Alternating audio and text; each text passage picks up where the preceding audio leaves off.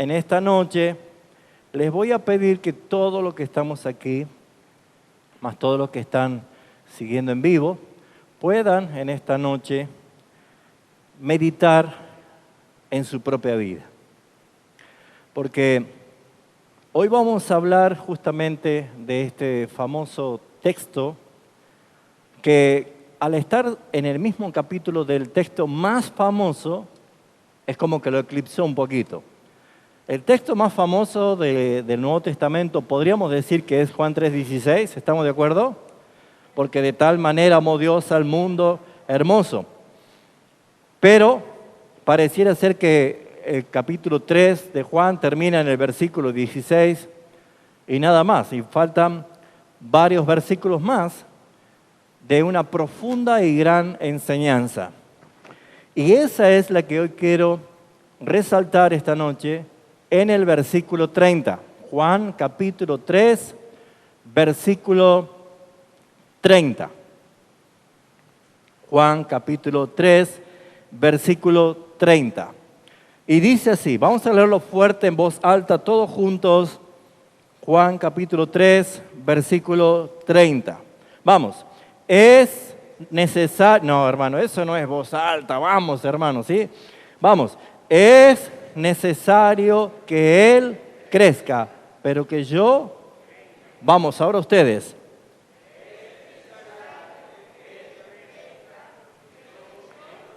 Ahora un poquito más fuerte porque Daniel dice, así está Daniel, mira allá atrás, no escucha nada Daniel, ¿sí? Fuerte, vamos. Es que Él, pero que yo mengüe, amén. ¿Es necesario o no es necesario? ¿O usted quiere ser más que el Señor? ¿Alguno quiere ser más que el Señor, brillar más que Él, tener más gloria que Él, recibir más alabanza que Él? Obviamente que nuestra respuesta es no. Pero, ahí están los pero, ¿no es cierto? ¿Se cumple este texto en mí? ¿Vivimos esta realidad? ¿O esto es únicamente para Juan el Bautista? No cabe ninguna duda que este texto nos invita a ver todo el contexto para poder dar un sermón expositivo en el cual podemos extraer las más ricas enseñanzas.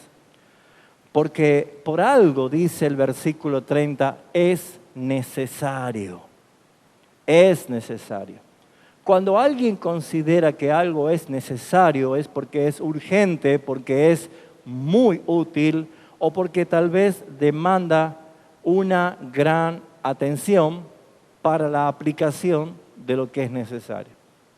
Uno no puede vivir sin respirar, es necesario que tenga oxígeno. Uno no puede vivir sin alimentarse, sin comer, es necesario que tenga alimentos. Y así podemos enunciar o enumerar muchas cosas que son necesarias para la vida. El agua es necesaria, el sol es necesario, dormir es necesario. Todas las cosas que nosotros podemos encontrar que el hombre necesita para vivir, que son necesarias, no la podemos prescindir. Pero al decir esta expresión en el texto, es necesario que Él y que yo, deberíamos ver de qué se trata. Creo que las ventajas que tienen las noches de verano es que podemos estar afuera, en invierno no, ¿no es cierto? Nos metemos en lo más calentito, pero las noches de verano, es más, nosotros que tenemos una provincia tan golpeada por el calor, es como que disfrutamos más el anochecer, la frescura. Y uno puede ubicar inmediatamente con mucha facilidad a dónde se encuentra la luna, ¿sí o no? En esas noches estrelladas, el primer astro que podemos ver nosotros es la luna. Nos atrae a contemplarla, a mirar su brillo. Hasta los románticos y los enamorados les gusta sacarle fotos. Es natural que la luna, durante su reinado de la noche, sea vista y sea admirada hasta que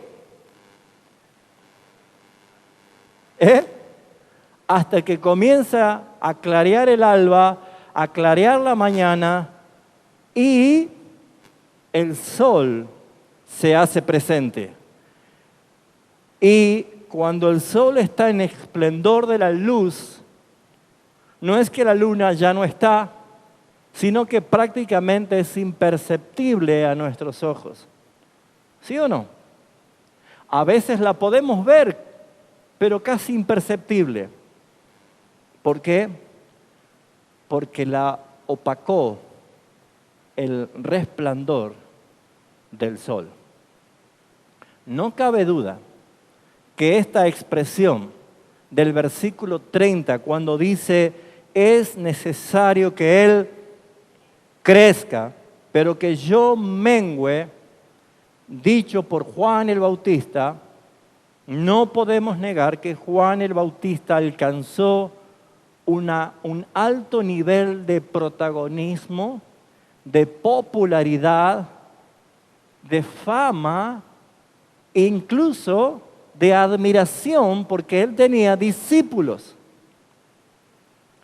Salían gentes de todos pueblos, de todos lugares, incluso fariseos e incluso principales de las sinagogas y hasta los soldados romanos iban a escuchar a Juan el Bautista. Por eso es que podríamos decir que Juan el Bautista tenía mucho por qué decir que su ministerio estaba terminando porque había llegado el prometido, de quien la palabra decía. Pero como el versículo 30 nos invita a poder ver un contexto, lo vamos a leer juntos desde la Escritura, ahora yo en voz alta y ustedes sí amén con su lectura, desde el versículo 22, donde quiero resaltar que Cristo debe ser visto en lugar de mí y como una idea central que Él debe tener cada vez más importancia que yo. Así que ahora le voy a invitar que usted diga en voz alta conmigo, levantando su mano derecha, Cristo debe ser más importante que yo. ¿Lo cree? Entonces vamos a ver qué nos dice la palabra en cuanto a esto. Versículo 22. Después de esto, acuérdense en que el contexto es del capítulo 3, 1 al 21, encontramos esa charla de Jesús con Nicodemo. Después de esto, vino Jesús con sus discípulos a tierra de Judea y, no está saliendo, ¿no? Y me pueden poner un retorno porque escucho mucho rebote y no me escucho. Ahí está, vamos de nuevo. Después de esto vino Jesús con sus discípulos a tierra de Judea y estuvo allí con ellos. ¿Y qué hacía? Y bautizaba. Dice la palabra, bautizaba. Ahora, Juan el Bautista también en Enón, junto a Salim, porque allí había muchas aguas y venían y eran bautizados. Pero porque Juan aún no había sido encarcelado. Versículo 25. Entonces hubo discusión entre los discípulos de Juan y los judíos a causa de la purificación. Y vinieron a Juan y le dijeron, Rabí, mira que el que estaba contigo al otro lado del Jordán, de quien tú diste testimonio, ¿qué hace también? ¿Cómo que bautiza? Dice, sí, bautiza. ¿Y qué es lo peor para los discípulos de Juan? Y todos van a él. No quiero que pierda popularidad mi líder, mi iglesia, mi congregación. No. Ese era el enfoque de los discípulos. Pero ¿qué dice Juan? Versículo 27. Respondió Juan y dijo, no puede el hombre recibir nada si no le fuere dado del cielo. Vosotros mismos sois testigos, muchas gracias, vosotros mismos sois testigos de que dije, yo no soy el Cristo, sino que soy enviado delante de Él. Yo se lo dije claramente a ustedes, dice. Yo no soy el Cristo, yo soy un enviado delante de Él. Y añade un ejemplo, una metáfora, una ilustración al decir, el que tiene la esposa es el esposo, más el amigo del esposo que está a su lado y le oye y se goza grandemente de la voz de su esposo. Así, pues, este mi gozo está cumplido. Estoy muy feliz de que él esté con la esposa. Eso está diciendo. Y añade, es necesario que él crezca, pero que yo mengüe. El que de arriba viene es sobre todos. El que es de la tierra es terrenal y cosas terrenales habla. El que viene del cielo es sobre todos. Y lo que vio y oyó, esto testifica y nadie recibe su testimonio. El que recibe su testimonio, atestigua que Dios es veraz. Porque el que Dios envió, las palabras de Dios habla, pues Dios no da el Espíritu por medida. Él viene lleno del Espíritu, no es por medida. El Padre ama al Hijo y todas las cosas ha entregado en su mano. Y versículo 36 está la conclusión de esta escena, de este tiempo de diálogo. Dice, el que cree en el Hijo. Todo esto es testimonio de Juan el Bautista. Esto está diciendo Juan. El que cree en el Hijo tiene, ¿qué cosa?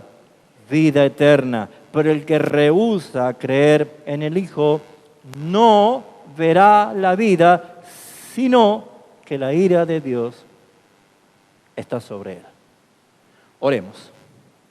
Bendito Padre, con los mismos nervios de siempre, en dependencia de tu Espíritu Santo, el predicador se prepara para exponer tu palabra, pero es mi deseo que el Espíritu Santo aplique este mensaje, tu palabra, que es viva y eficaz en el alma de cada uno de los que están aquí esta noche y los que van a ser ministrados por tu palabra. Porque, Señor, es necesario que Cristo crezca y que yo mengüe. Y mucho más en el tiempo que nos toca vivir. Ayúdanos a aplicar tu palabra ahora, en el nombre del Padre, del Hijo y del Espíritu Santo. Amén.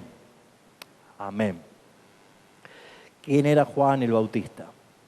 Este es el personaje predominante en esta historia, ya que desde el versículo 22 al versículo 36, la escena cambia de lugar de donde estaba Jesús con Nicodemo y aparece en el relato del Evangelio de Juan este hombre extraño, un profeta único, llamado desde el vientre de su madre, lleno del Espíritu Santo, para que él hiciese algo especial, específico.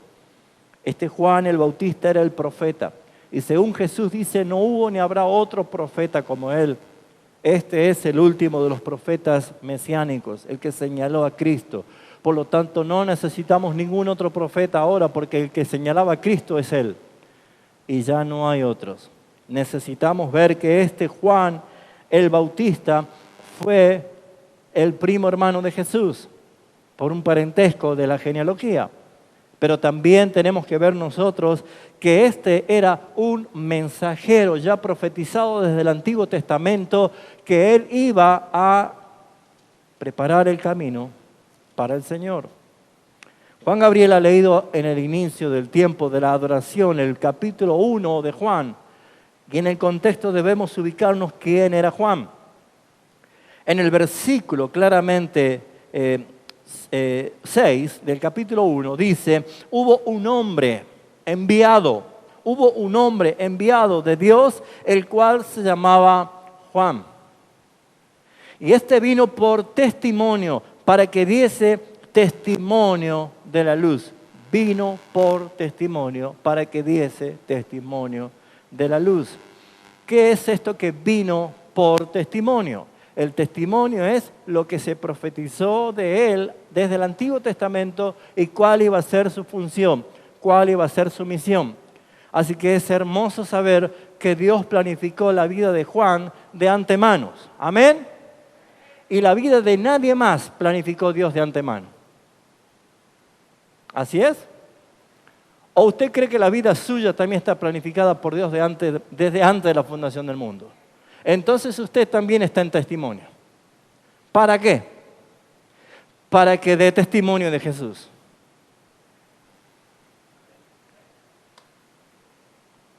Dios no quiere otra cosa más que tú en tu vida le hayas conocido, hayas sido transformado en nueva criatura para dar testimonio de la luz.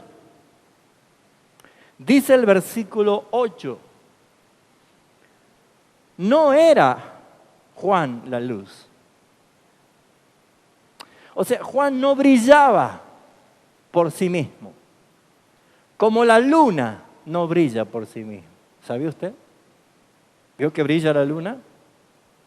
¿Dónde tiene el foco? ¿Dónde tiene la lamparita? Pero la luna no brilla por sí misma. ¿Por qué brilla la luna? ¿Quién es el astro que tiene luz? El sol. Ahora, fíjese usted, dice, Juan no era la luz, pero sin embargo, para que diese testimonio de la luz, fue planificado por el Señor. Su luz no era la propia, sino que era la de Jesús. Si Él logró fama, popularidad, si Él logró tener discípulos que le admiraban y seguían sus enseñanzas, no era por lo que Él era, sino por lo que Dios hacía a través de Juan. Y en este sentido vemos que aquella luz verdadera, dice luz verdadera, uno dice en noches románticas, qué lindo que está estar bajo la luz de la luna. ¿Se acuerdan los románticos de esa frase o no? Qué lindo que es estar bajo la luz de la luna. Y si te toca una mujer que estudió mucho, decís, ¿cómo la luz de la luna? Bueno, ella transmite una luz, pero no es propia. No es propia. Es la luz que irradia el sol, pero no es propia. ¿De quién es la luz verdadera? ¿Del sol o de la luna? El sol tiene luz verdadera, la luna no. Y acá dice, aquella luz verdadera no era Juan. Aquella luz verdadera no era Juan, pero Juan alumbraba, porque traía un mensaje de arrepentimiento, traía un mensaje de arrepentimiento, de perdón. Un mensaje que podríamos decir que tenía mucha instrucción y carga de la ley moral de Dios. Pero no era Juan la luz. Por eso es que nosotros podemos ver que él sabía cuál era su misión. Él sabía para qué había sido creado, porque nació de un vientre estéril como su madre, porque él fue formado de una manera única de parte del Señor y criado quién sabe cómo, porque no lo dice la palabra, pero sí describe que Juan era un profeta bohemio, antisocial, andaba en los desiertos, vestía pieles, comía miel con langostas silvestres. Su apariencia y su atuendo no habrá sido el de un rabí, pero sin embargo era el instrumento que Dios usaba y tenía popularidad, tenía fama. tenía admiradores, tenía seguidores, tenía discípulos. Ahora, veo que muchas veces decimos, ese ya se subió el pony, ¿no? Ya está agrandado. ¿Quién se cree, no es cierto? Ahora porque tiene un poco de dinero se cree superior. Ese es nuestro pensamiento. ¿Por qué? Porque alguien que logra tener fama, popularidad, admiración, seguidores, lo que menos quiere es menguar. ¿Sí o no? Lo que menos quiere es menguar. Las redes sociales están creadas por este sistema para que nuestro ego se sienta complacido cuando todo lo que podemos poner y si alguien te critica, bloqueado, fuera.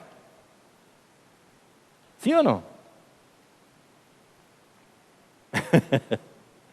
Es la ilustración más clara, ¿no? Más patente. Juan sabía que su misión iba a llegar a un final. Dice el versículo 15 del capítulo 1, Juan dio testimonio de él y clamó diciendo, este es de quien yo decía, el que viene después de mí es antes de mí porque era primero que yo. Amén. Él sabía. Por eso es que Juan no se llenó de orgullo, no pretendió quedarse con la gloria de él, no quiso retener ninguno de sus discípulos, sino que él aconsejó que siguiesen a Jesús. Y algunos de ellos llegaron a ser apóstoles, ¿no? Entonces lo primero que para entender el capítulo 3, versículo 30 es, ¿quién es el yo? Que yo mengüe. ¿Quién es el yo? ¿Usted conoce su yo? ¿Sí o no? ¿O nunca lo vio? ¿Cómo es el yo? ¿Dónde está el yo? ¿Quién es el yo? ¿O mi yo? ¿Quién es? Según la palabra, dice que nosotros somos tripartitos. Somos espíritu, que tenemos un alma y estamos dentro de un cuerpo. El espíritu es lo que hizo Cristo en su obra regeneradora a través del Espíritu Santo en vivificarnos y hemos nacido espiritualmente porque antes estábamos ¿cómo? Muertos en delitos y pecados. Pero ¿cuál es el yo? ¿El cuerpo es el yo? No, el cuerpo es el instrumento donde el yo se satisface, se sirve permanentemente. Entonces ya descarté dos. ¿Cuál es el yo? No es el espíritu y no es el cuerpo. ¿Cuál es? Ustedes son muy inteligentes. El alma, mis hermanos. El alma es la que necesita ser salva. El alma que estaba perdida vino a buscar al Señor.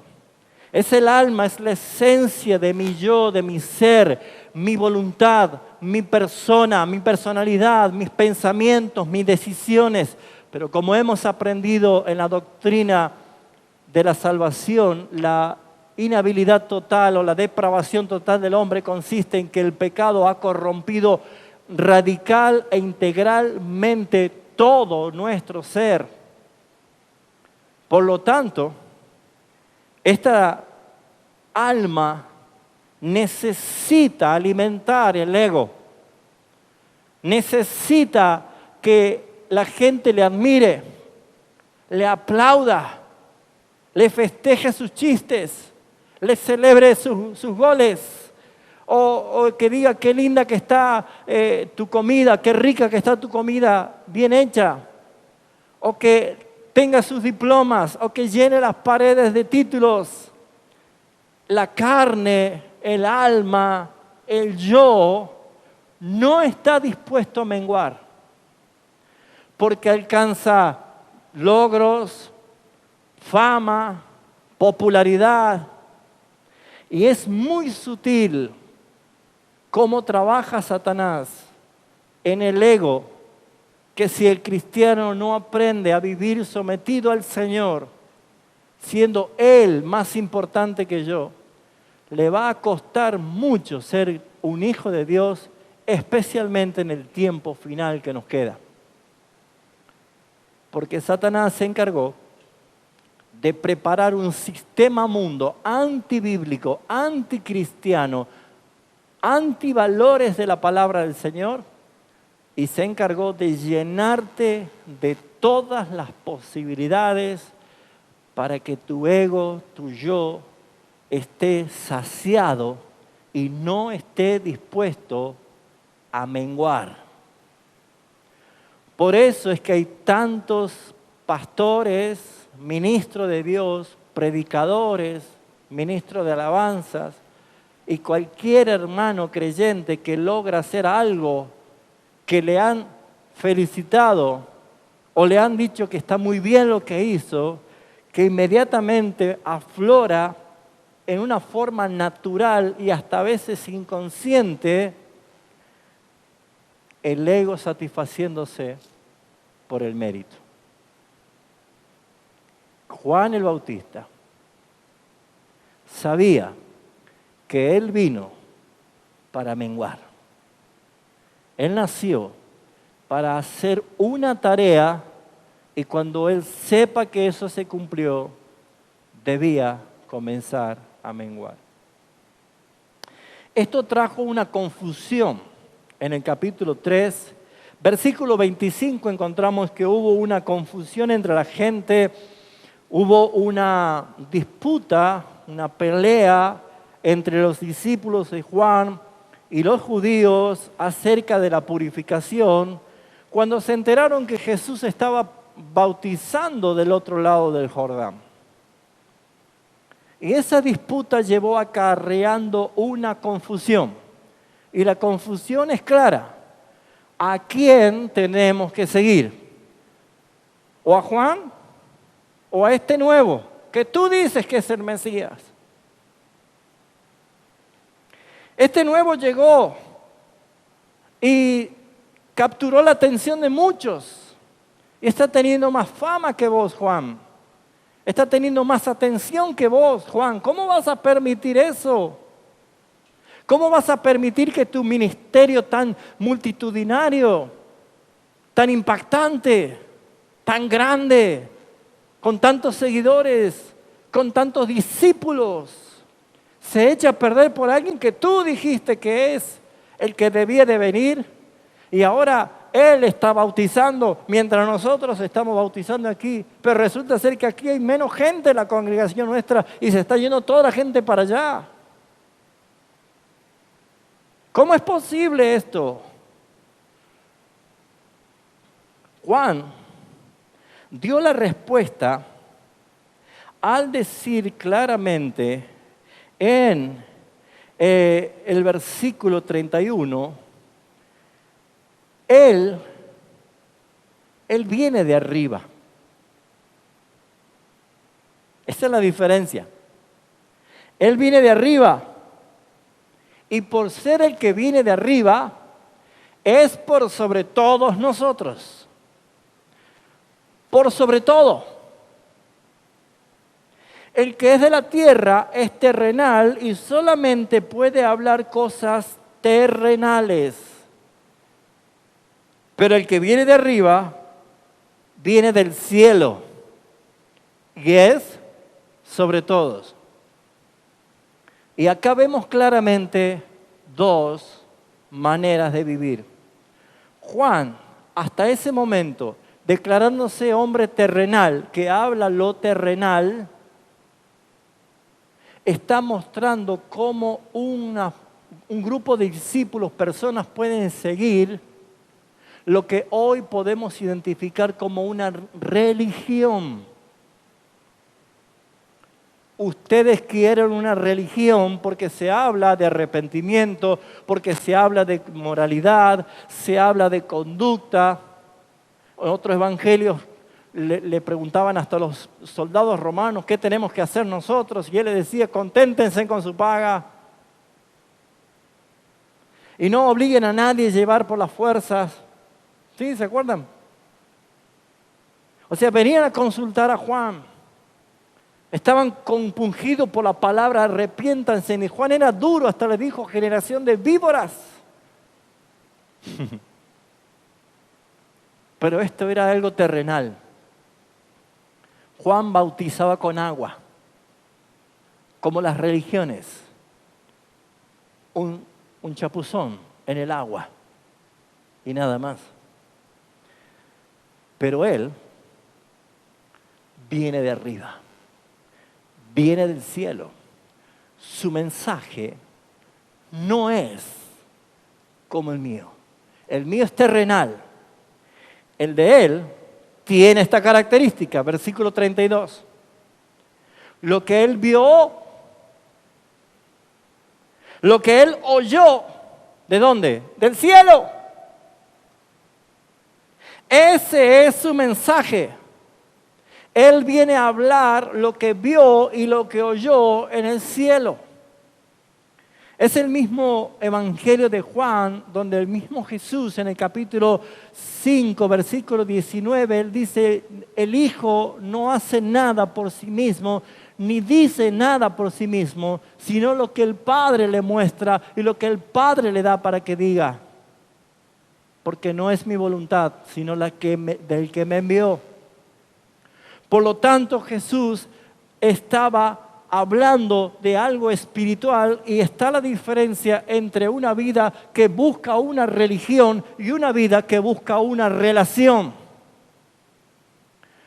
Tarde o temprano, usted, hermano y hermana, tendrá que definir en este último tiempo que nos toca vivir en la tierra, si usted quiere seguir viviendo una vida de religión o va a comenzar a cultivar una vida de relación. Porque la vida de religión está contaminada por este sistema que de pronto hasta el papado va a querer gobernar sobre la iglesia evangélica. Hasta las leyes y las formas van a ser intrusos dentro de nuestra forma. Por lo tanto, la religión ya está contaminada. Y lo que usted y yo debemos aprender es a tener una relación viva con el Señor Jesucristo. Pero, diga conmigo, pero. Vamos, dígalo. Pero, ¿sabe que ese pero es muy bueno en la Biblia? Pero, si yo quiero vivir una vida de relación con el Señor, no es posible si yo no menguo y que Él crezca. Si yo no menguo, yo sigo siendo discípulos de una religión terrenal, que va a hablar cosas terrenales. Pero si yo menguo, voy a empezar a ver que de pronto se transforma mi vida en un testimonio de Jesucristo. Y claramente, Hechos de los Apóstoles, Jesús, antes de ascender a los cielos, Él dijo, pero recibiréis poder cuando haya venido sobre vosotros el Espíritu Santo de Dios, y me seréis testigos en toda Judea, en Jerusalén, en toda Samaria y hasta lo último de la tierra.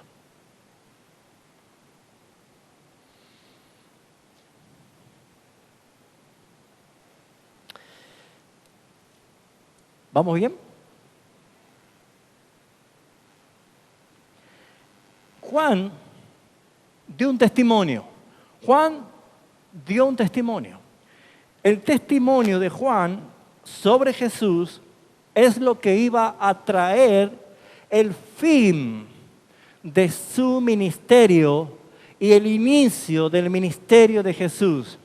El testimonio de Juan públicamente iba a hacer que sus discípulos ya no sigan con Juan para que comiencen a seguir a Jesús. El testimonio de Juan iba a servir para dar claramente evidencia de que Jesucristo es Dios. Capítulo 1, volvemos otra vez, versículo 19, dice el testimonio de Juan, dice, este es el testimonio de Juan.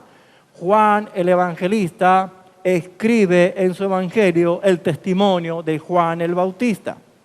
Y dice, este es el testimonio de Juan. Cuando los judíos enviaron a Jerusalén sacerdotes levitas para que le preguntasen, ¿eres tú el Cristo?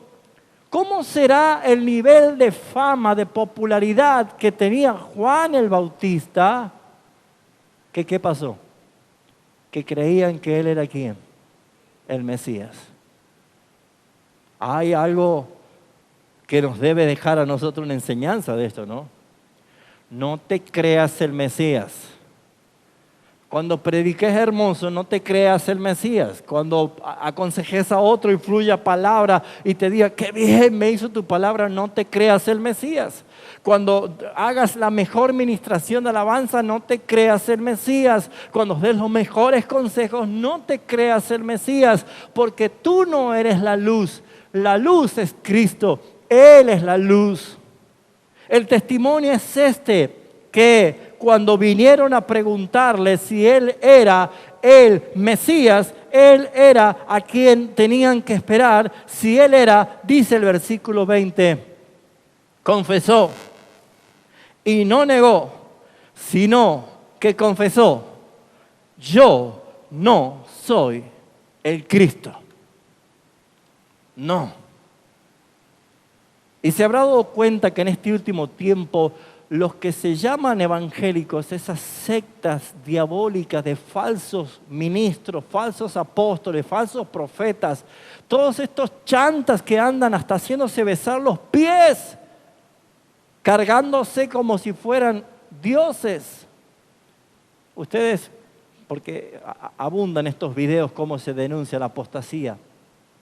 Pero saben, hermanos, esto no es otra cosa más que aquellos que nunca se encontraron con Jesucristo, porque son robagloria, porque se quieren llamar Mesías.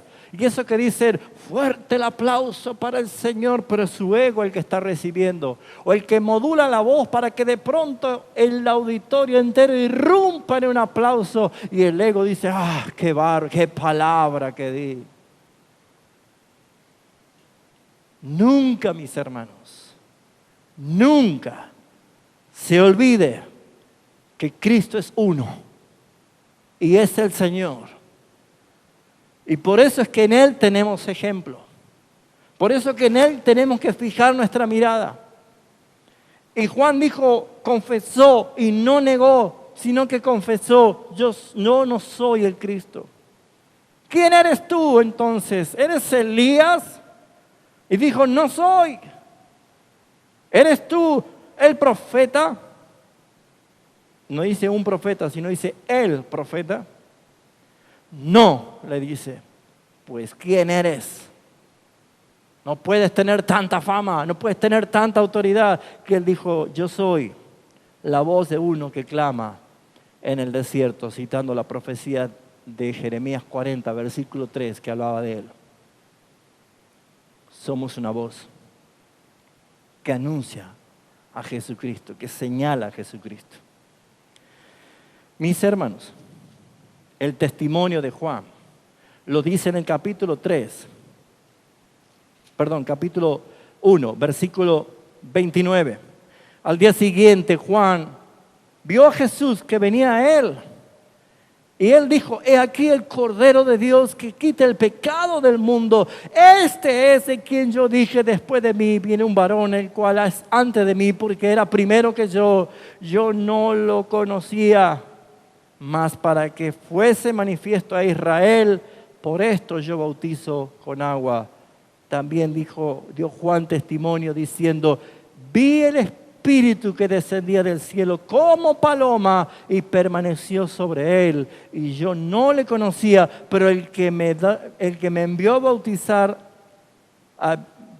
que me envió a bautizar con agua, aquel dijo, sobre quien veas descender el Espíritu y permanezca sobre él, este es el que bautiza con el Espíritu Santo. Y yo le vi y he dado testimonio que este es el Hijo de Dios. Juan vio al Espíritu sobre Jesús. Juan oyó la voz audible del Padre que dijo, este es mi Hijo amado en quien tengo complacencia.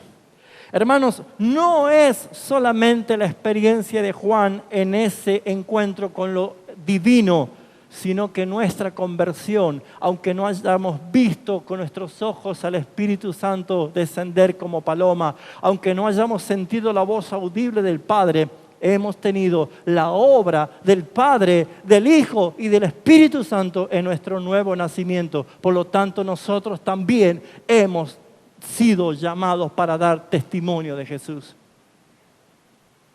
Gracias por ese entusiasmo, iglesia. Vamos a tener que trabajar para sacarle un poquito de pentecostal que debe tener alguna parte. Amén. ¿Usted se goza de esta verdad? Qué lindo que es saber que nosotros también tenemos la vida eterna. También tenemos la vida eterna, mis hermanos. Por eso es que el testimonio es tan claro de Juan, y él lo dice claramente, que él vio y él oyó. Voy a ir terminando para ir a una conclusión de qué significa menguar para que él crezca. ¿Cómo puedo menguar para que él crezca? Que él crezca quiere decir que él sea el más importante. Me comí un bicho.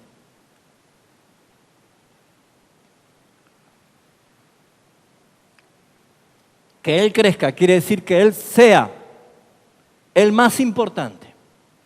Que él sea preexistente y preeminente en todo. Que él sea el primero en mi vida. Que él sea lo más grande en mi vida. Que él sea lo especial para mi vida. Que él crezca. Que sea más importante que yo. Juan decía lo siguiente, y quiero resaltar el versículo 29 leyendo desde una versión parafraseada. Es el novio quien se casa con la novia. Y el amigo del novio simplemente se alegra de poder estar al lado del novio y oír sus votos. Por lo tanto, oír que él tiene éxito, a mí me alegra la vida.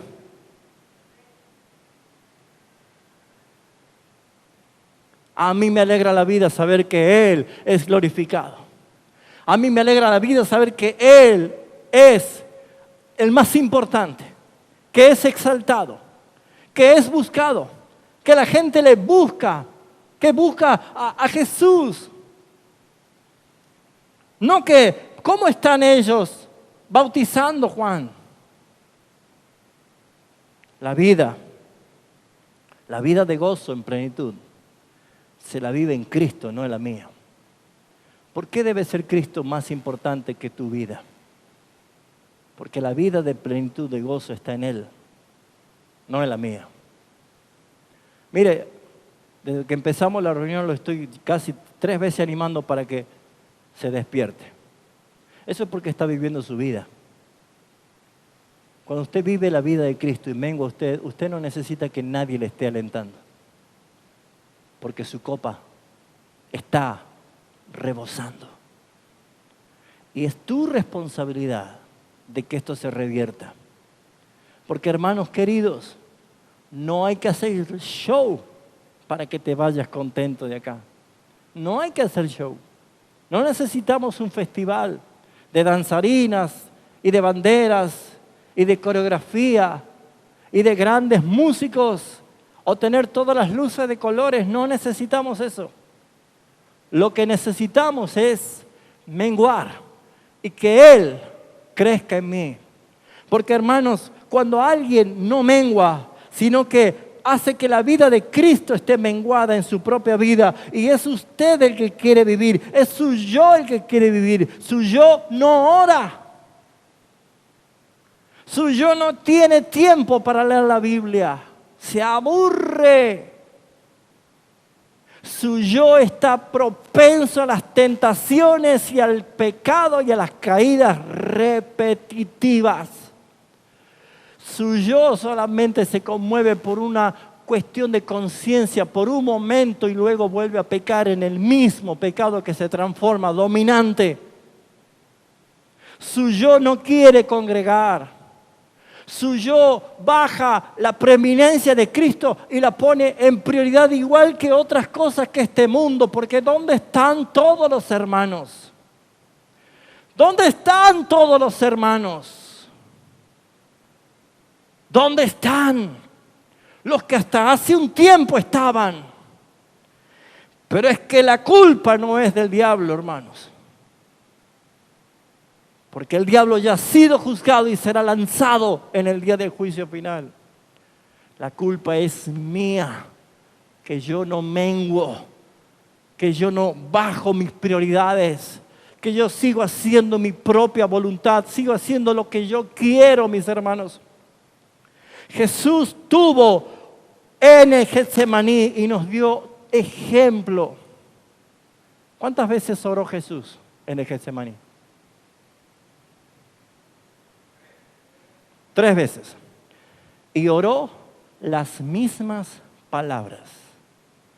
¿Sí o no? ¿Cuáles fueron las mismas palabras?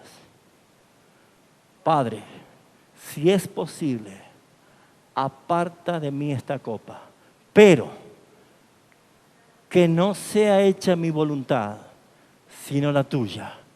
Y venía a sus discípulos y los halló durmiendo. ¿Sí o no? ¿Dónde ponemos el ojo todos nosotros? Este Pedro dormilón y este Juan dormilón. ¿Cómo pueden estar durmiendo en un momento tan crucial? ¿Sabes dónde debemos poner los ojos?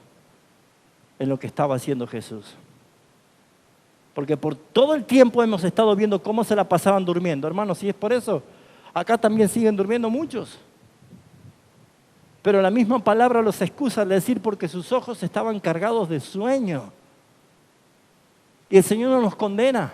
Lo que quiere el Señor es que miremos lo que Jesús estaba haciendo. La primera vez fue y dijo que no se haga su voluntad sino la del Padre. Volvió por segunda vez y oró las mismas palabras. ¿Y qué dijo? Padre, si es posible, aparta de mí esta copa, pero que no se haga mi voluntad sino la tuya. Y volvió y los halló durmiendo.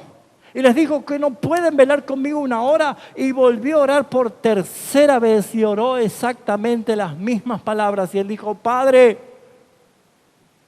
¿qué dijo ahora? Mi alma está angustiada hasta la muerte.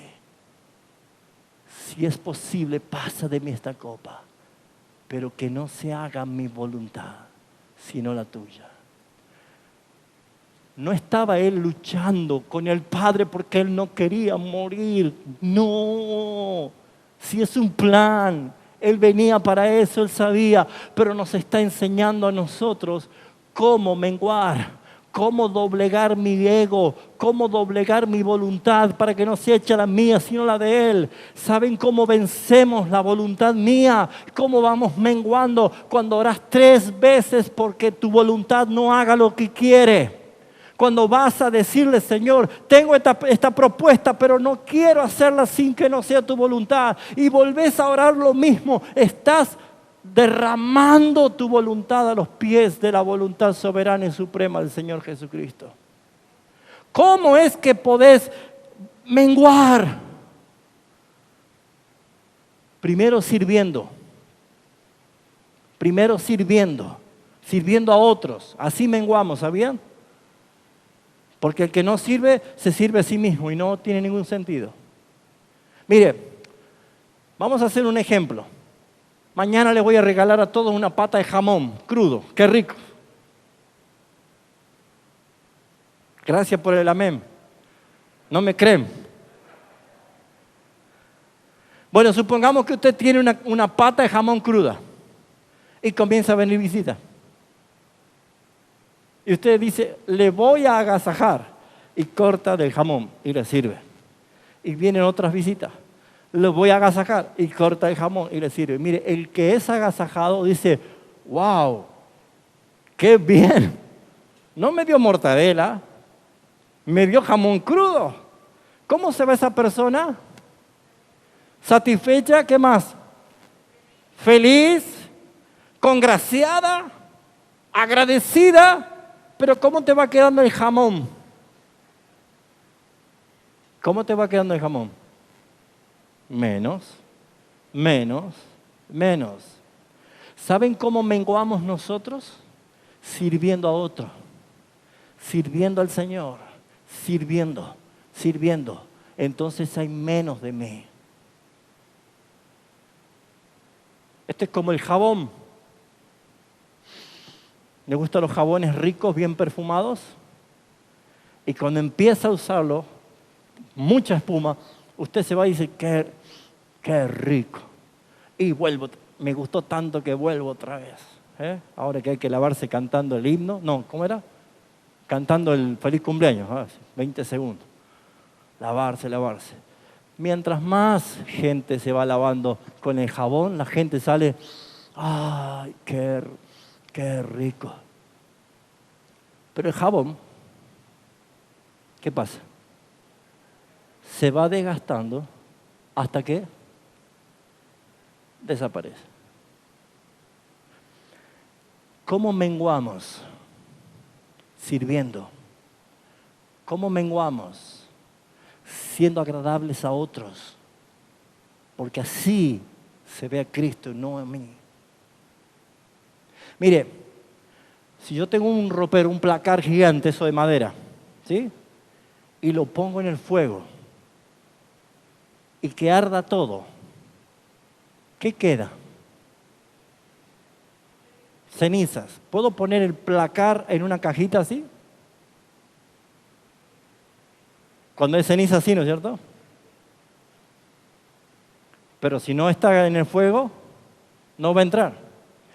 ¿Se acuerda de Romanos 12, 1 y 2 que dice que presentemos nuestros cuerpos en sacrificio vivo, santo y agradable a Dios? ¿A dónde? En el altar del Señor. Cuando yo presento mi vida en el altar del Señor, su fuego consume todo. Ya cada vez menos de mí. Porque, hermanos, toda persona que no conoce a Cristo en algún momento va a buscar de Jesucristo por salvación, por sanidad, por fortaleza, por liberación de espíritus inmundos. Pero el que ya es cristiano no busca a Cristo por salvación, ya no busca a Cristo por liberación, ya no busca a Cristo por fortaleza. El que es cristiano busca a Jesucristo porque Él es el que esperamos y su gloria, a Él estamos esperando. Pero esto solamente funciona cuando yo menguo y Él es el que crece, Él es el que toma predominio. Por eso es que desde que Cristo apareció en tu vida, Él debe crecer y tú debes menguar.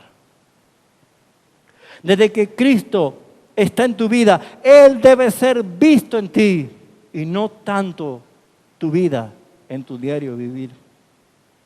Vivir la vida de Cristo es tener el respaldo del Espíritu Santo y la guía de la voz del Padre a través de su palabra.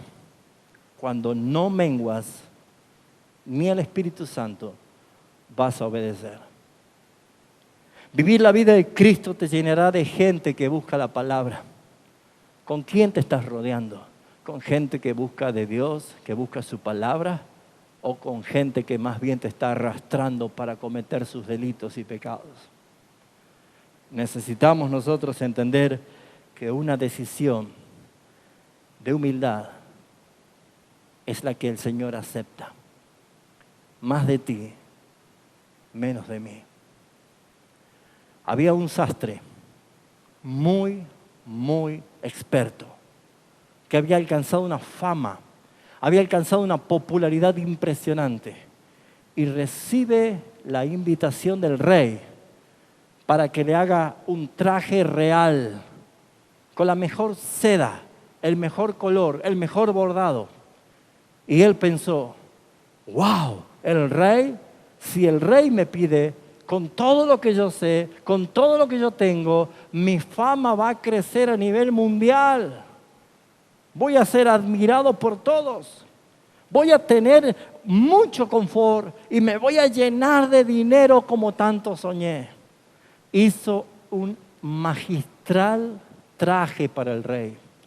Y él entró delante del rey y puso el traje y se quedó así mirando el traje. Entonces el rey lo miró a él, miró el traje y dijo, inmediatamente saquen esa porquería delante de mis ojos. ¿Quién hizo esta cosa tan horrible? Él quedó pasmado, no podía creer lo que estaba escuchando. Era su mejor obra de arte. Y entonces el rey dice, sáquelo de mis ojos.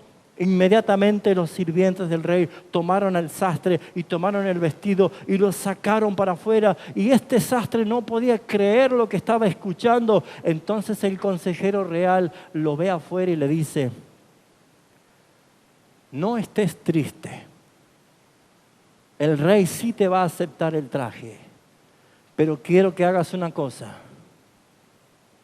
Lo vas a desarmar entero y lo vas a volver a coser tal cual como estaba.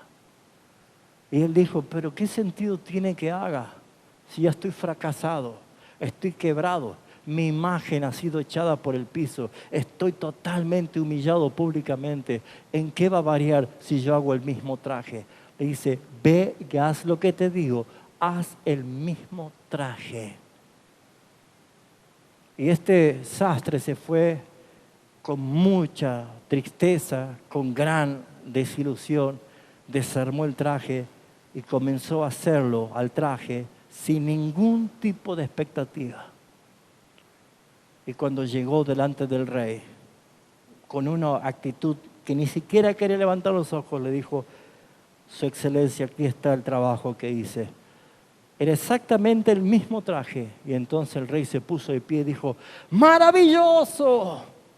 ¡Extraordinario! Es algo que nunca vi en mi vida. Entonces él empieza a mirar diciendo, el rey está loco. Y es allí donde viene el consejero del rey y le dice, ¿viste que iba a aceptarlo ahora? Y él le dice, ¿pero por qué si es exactamente el mismo traje? Le dice, porque tu corazón ha sido quebrantado y viniste con una humildad que antes no la trajiste. Lo que hagas para el Señor, no actúes, no finjas, creyendo de que vas a ganar fama, popularidad. Debes menguar para que Él sea exaltado, para que Él sea visto. Y te aseguro que entonces Cristo será visto en tu vida y muchos van a glorificar al Señor porque vives como Él. Vamos a orar, vamos a orar. La gloria sea para el Señor. Aleluya. Padre, en esta noche tu palabra nos desnuda, porque tú eres el que conoces lo que hay en lo más profundo de nuestro corazón y conoces las motivaciones con que hacemos las cosas. Pero tenemos el ejemplo de Juan el Bautista, Señor, que debemos entender que desde el momento de que tú apareces es hora de menguar. Y aquí en nuestra propia vida, un día tú apareciste, un día tú naciste, un día tú llegaste, un día tú cautivaste mi ser. ¿Por qué voy a seguir escuchando la mentira del diablo al decir que yo puedo ser alguien? Cuando lo que yo necesito es menguar para que crezcas tú. Por eso te pido personalmente, cada hermano aquí te pedimos más de ti, Señor. Más de ti, Señor, y menos de mí. Que seas tú el más importante que yo. Que seas tú el más admirado que yo. Que cuando yo haga algo que crea que merezco la gloria misma, yo pueda decir con total convicción: siervo inútil soy, porque hice solamente lo que debía hacer. Oh, mi Señor, no quites tu lámpara de esta congregación local. Ayúdanos a ser humildes, sencillos. Y ojalá que estos hermanos que están aquí presentes hoy, los que van a estar mañana en la mañana, todos podamos tener una actitud de quebrantamiento ante tu presencia. Y no creer que nosotros brillamos con luz propia, sino que eres tú, Señor. Por eso es que nos gozamos que cuando tú eres el que tienes fama, el que tienes éxito, el que eres alabado, el que eres renombrado, el que eres deseado, nuestro corazón se llena de alegría y de gozo, Señor. Te doy gracias, Padre Celestial, y bendice a los hermanos que en esta noche toman una decisión de menguar para que tú crezcas, Señor. En el nombre del Padre, y del Hijo, y del Espíritu Santo. Amén, amén y amén. No se olvide de menguar. 3 veces vaya a orar sobre lo mismo, hasta que sienta la angustia de su alma. Cuando ya siente esas sensaciones, porque le entregó a la voluntad del Señor todas las cosas. Y ahí estará tranquilo, porque su voluntad es buena, es agradable y es perfecta. Que el Señor les bendiga.